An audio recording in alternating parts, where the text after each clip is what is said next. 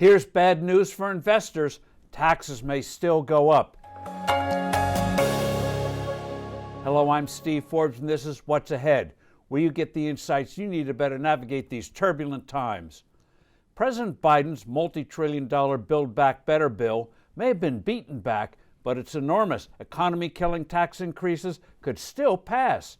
Democratic Senator Joe Manchin, who played the key role in killing the president's proposed spending extravaganza, is supporting higher taxes on businesses and on capital gains. Here, he'd be working with fellow Democrats, not against them. Manchin's rationale? More taxes will help fight inflation. Huh? The senator apparently believes that the government taking in more money will reduce the deficit, which in turn will lessen the pressure on the Federal Reserve to buy bonds that help finance that shortfall. In the real world, his higher levies will hurt the economy, thereby worsening Washington's river of red ink and forcing the Fed to purchase more of Uncle Sam's debt. Here's why Machin-like tax increases will hurt the economy and raise prices. The senator and his allies are forgetting to consider this question: where do businesses get the money to pay higher taxes? Unlike the Federal Reserve, companies can't print money.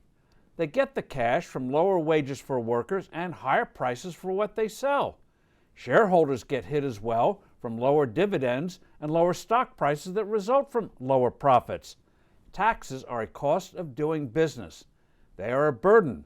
Making that burden heavier diminishes the very activities that create higher living standards and more government revenues. Jacking up this expense of more taxes fights inflation only in that it will slow down the economy. Companies won't do as well, and a weak economy forces sellers to slash prices to reduce unsold inventory and raise needed cash. A higher Manchin-esque corporate tax will end up reducing revenue, not increasing it. Boosting the capital gains tax is also folly. Real-world experience demonstrates time and time again that raising this rate results in lower government revenue.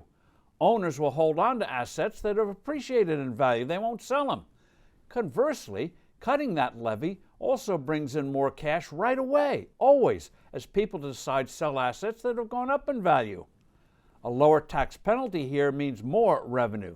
Democrats have this backwards. A higher capital gains tax will also shrink prosperity, creating investment. Investing is always risky. By reducing potential after-tax returns, fewer resources will be put at risk. This is the road to impoverishment.